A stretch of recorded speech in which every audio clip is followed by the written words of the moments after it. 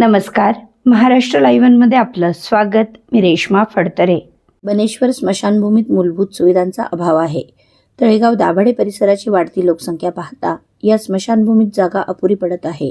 अंत्यसंस्कारासाठी येथे येणाऱ्या नातेवाईकांना गैरसोयीचा सामना करावा लागतो. कोट्यावधींचे बजेट असणाऱ्या नगरपालिकेत स्मशानभूमीसारख्या अत्यावश्यक सेवेकडे प्रशासनाने लक्ष द्यावे अशी मागणी स्थानिकांकडून वारंवार करण्यात येत होती. या संदर्भात तळेगाव दाभाडे नगर परिषदेचे नगराध्यक्ष संतोष दाभाडे पाटील यांच्याशी संपर्क साधला असता त्यांनी दिलेल्या माहितीनुसार मुख्याधिकारी व नगरसेवक यांच्यासोबत झालेल्या बैठकीत या विषयावर सविस्तर चर्चा करण्यात आली. या बैठकीत बनेश्वर स्मशानभूमी येथील सोयीसुविधा, स्वच्छता, अतिक्रमण या संदर्भात एकमुखाने निर्णय घेण्यात आला. या निर्णयानुसार मुख्याधिकारी गिरीश दापकीकर यांनी प्रस्ताव तयार केला आहे. जिल्हाधिकारी कार्यालयाकडून या प्रस्तावाला लवकरच मान्यता मिळेल.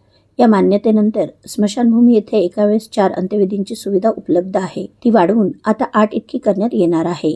त्याचबरोबर स्मशानभूमीतील बैठक व्यवस्था, स्वच्छतागृह, पाणी, स्मशानभूमीची डागडुजी, स्वच्छता या मूलभूत सुविधा करून घेण्यात येणार आहेत. तसेच या ठिकाणी असणारे अतिक्रमणही हटविण्यात येणार आहे.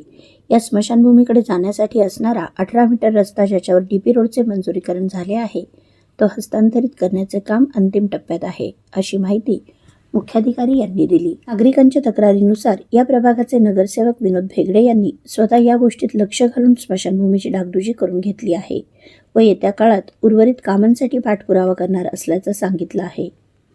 नमस्कार, मी विनोद अशोक भेगडे, विद्यमान नगरसेवक तळेगाव दाभाडे.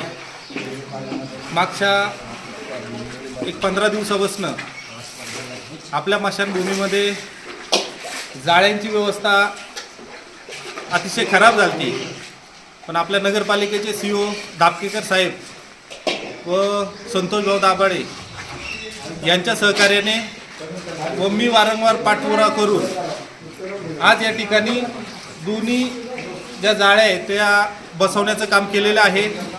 आगामी काळामध्ये पण तळेगाव स्मशानभूमीमध्ये टॉयलेट व्यवस्था असेल आणि येणाऱ्या नवीन काही दिवसामध्ये आपण भव्य अशी स्मशानभूमी, तिचा ठराव मंजूर झालेला आहे, तिचं ड्रॉइंग मंजूर झालेलं आहे, अंतिम टप्प्यात तिचं काम आहे.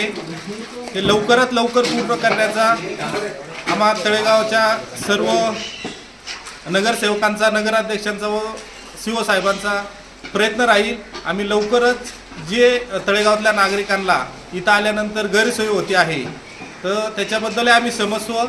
पण येणाऱ्या काळामध्ये कोणत्याही नागरिकाची इथं गैरसोय होणार नाही, त्याची दखल आम्ही सगळे मिळून घेऊ. धन्यवाद.